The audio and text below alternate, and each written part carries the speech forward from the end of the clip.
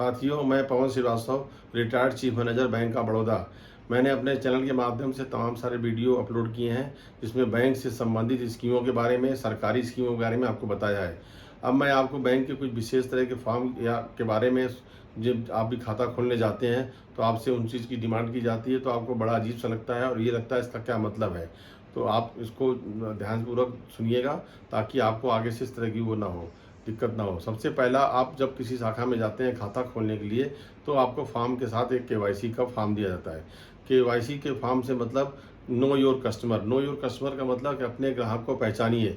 Bank आपका जब खाता खोलता है तो आपके बारे में उसको जानकारी चाहिए, तो जो जानकारी का माध्यम आपको बैंक को आधार, पैन, इस तरह के 7 डॉक्यूमेंट होते हैं, 6-7 डॉक्यूमेंट होते हैं जो आरबीआई द्वारा प्रिस्क्राइब्ड हैं। आधार, पैन, निवास प्रमाण पत्र हो गया और आपका ड्राइविंग लाइसेंस हो गया, पासपोर्ट हो गया, चुनाव वाला पत्र, चुनाव पहचान पत्र हो गया, जिनके माध्यम से बैंक आपके फ़ोटो आईडी और आपके एड्रेस प्रूफ के बारे में जानकारी लेता है। इन सारा डिटेल उस फॉर्म में भर के इसकी फ़ोटो कापी लगानी पड़ती है ताकि ये सुनिश्चित किया जा सके कि आपका एड्रेस और आपकी फ़ोटो सही है।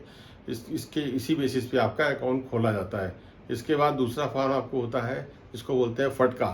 फटका फॉर्म का मतलब होता है, फटका मतलब foreign account tax compliance act 2010 से ये शुरू हुआ था। इसमें आपको अपने किसी कंट्री में अगर आप रहते हैं तो वहाँ के बारे में पूरी डिटेल देना होता है। ये आपको कंपलसरी किया गया था 2010 से। इसमें आपको अपना उस कंट्री का, अगर मान लीजिए कि आप किसी कंट्री, आप भारत के निवासी हैं तो आपको उस पर टिक लगा करके बाकी सब कंप्लीट अपना नाम, पता, मदर का नेम और ये फादर नेम और एड्रेस प्रूफ वगैरह डाल करके दस्तखत कर देने होते हैं। लेकिन अगर किसी कंट्री के आप नागरिक हैं, सिटीजनशिप है, वहाँ की टैक्स लायबिलिटी में उसके अंतर्गत आते हैं तो वहाँ का पूरा डिटेल आपको देना होता है। इसको फटका बोलते हैं। तीसरा फॉर्म होता है आपका CKYC। CKYC का मतलब सेंट्रल रजिस्ट्री सिस्टम होता है, जिसमें आपके पूरे डिटेल, आपका जो KYC का डिटेल होता है, आधार, पैन का डिटेल, आपका एड्रेस प्रूफ, उसमें एक मेन चीज़ होती है जो आपके एड्रेस वगैरह के साथ मदर्स मेडन नेम, जो कि नॉर्मल तौर पे लोग नहीं समझ पाते हैं क्या भरें। तो वो मदर मेडन नेम से मतलब होता है कि मदर का शादी से पूर्व जो सरनेम होता है वो, या उसका कोई निक नेम जो बचपन में होता है वो उसमें डाला जाता है। इसका डालने का तात्पर्य ये होता है, कभी कभार आप जब अपना कुछ डिटेल भूल जाते हैं तो इस बेसिस पे आपके उसको ट्रेस किया जा सकता है कि आप ही सही आदमी, आपका ही ये खाता है। तो इसमें आप बिल्कुल ना घबराएं, तो उसको बोलते हैं CKYC। इसके बाद आपका तीसरा फॉर्म आता है। CKYC के बाद आपको बैंकों में, अगर आपने FD में इंटरेस्ट वगैरह लेते होंगे तो उसमें आप लोगों को फॉर्म 15H और G फॉर्म, ये जो फार्म होते हैं ये एग्जम्पशन के लिए होते हैं ताकि आपके खाते में वो टैक्स ना कटने पाए, TDS ना कटने पाए। तो आपको बैंक को फॉर्म 15H और G, 2 फार्म होते हैं। फॉर्म 15G जो फार्म होता है ये होता है सिर्फ जो 60 साल से नीचे लोग होते हैं, जो सीनियर सिटीजन नहीं है, उनको 40,000 तक की छूट होती है। 40,000 तक उनको कोई भी TDS बैंक नहीं काटता है। लेकिन 40,000 से अगर 1 रुपये भी ऊपर हो जाता है तो पूरे पे 10% का TDS काट लिया जाता है और उसके पैन के आधार पे वो आपके 26 पे दिखता है। इसलिए आपसे अनुरोध है कि जब भी कभी बैंक में FD खोलें तो आप अपना पैन कार्ड जरूर इंटर करें। अगर आपकी इनकम 2.5 लाख से अंदर है तो आप इसको जो है उसमें इंगित करके वो फॉर्म 15G फॉर्म जो है, जो नॉन उसके लिए सीनियर सिटीजन के लिए है, वो आप जमा कर दें ताकि आपका टैक्स ना कटे। उसके बाद 15H फॉर्म होता है, it is only for senior citizen. जो सीनियर सिटीजन है उनको 50,000 तक का जो उनका इंटरेस्ट की इनकम होती है उस पर उनको TDS नहीं काटा जाता है। तो उनको भी ये फॉर्म भर के देना होता है और उसके बाद उसमें लिखना होता है कि हमारी इनकम टैक्सेबल इनकम नहीं है, यानी 3 लाख से अंदर ही मेरी इनकम है, लिहाजा मेरा टैक्स ना काटा जाए। लेकिन आप ध्यान रखिए कि अगर आपकी इनकम 3 लाख के अंदर है और अगर इसको मिलाकर टैक्स लायबिलिटी बढ़ती है तो वो आपकी पर्सनल जिम्मेदारी है। आप अपना जब पर्सनल टैक्स भरते हैं, चाहे 15G और H दिया हो, इसके बावजूद भी बैंक से इंटरेस्ट सर्टिफिकेट ले करके उस इंटरेस्ट सर्टिफिकेट को अपने इनकम में इनकॉर्पोरेट करके टैक्स लायबिलिटी बना करके तब आपको अपने उसी हिसाब से इनकम टैक्स का रिटर्न फाइल करना होता है।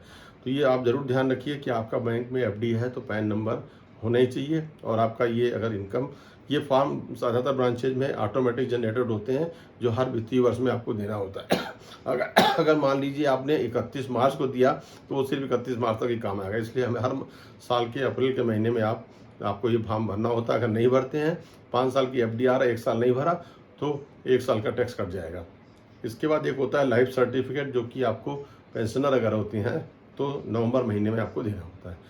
इसको देने से ये होता है कि आपका पेंशन जो है नहीं रुकती है और आपका लाइफ सर्टिफिकेट सिस्टम में इनकॉर्पोरेट हो जाता है, जो कि जीवन प्रमाण.com से आप घर बैठे भी कर सकते हैं अगर आपका खाता आधार से लिंक है। इन सब चीज़ों को ध्यान रख करके आप लोग अपने जब भी बैंक में जाएंगे तो मुझे आशा ही नहीं पूर्ण विश्वास है कि आपको कुछ अजीब नहीं लगेगा। इन शब्दों के बारे में आप अच्छी तरह जान गए होंगे। जब भी बैंक वाले मांगते हैं तो उनको ये सब चीज़ देना चाहिए और अपने खाते में ये भी देख लीजिए कि सारी चीज़ें अपडेटेड हैं कि नहीं है।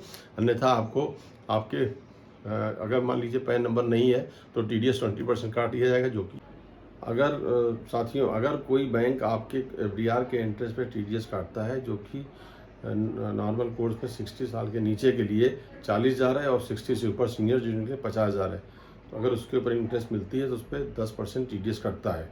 तो बैंक उस पर एक फॉर्म 16 आपको इशू करती है। उस फॉर्म 16 को में जो अमाउंट होता है कि कितना आपको इंटरेस्ट मिला, कितना TDS कटा, आपका पैन नंबर और टैक्स काटने वाले का पैन नंबर होता है। इसको 26 AS से मिलान करना चाहिए। टैली होने पर ही अपने रिटर्न को फाइल कर सकते हैं। तो इसका भी ध्यान रखिए कि ये आपको मई के महीने में, मई के बाद किसी भी समय मिल सकता है। 31 उसके पिछले महीने वित्तीय वर्ष का 31 मार्च तक का जो भी होता है डिटेल, वो जब रिटर्न फाइल होता है उसके बाद ही आपको मिलता है। और वैसे भी आपके उसमें वहाँ पर दिखता है। लेकिन अगर कई बैंकों में अकाउंट है तो सब जगह का फॉर्म 16 ले करके उसको क्लैप करके जोड़ करके देखना पड़ता है। आशा ही नहीं पूर्ण विश्वास है कि आपको ये वीडियो पसंद आएगा। अगर आपको पसंद आता है तो सब्सक्राइब कीजिए, लाइक कीजिए, शेयर कीजिए। धन्यवाद।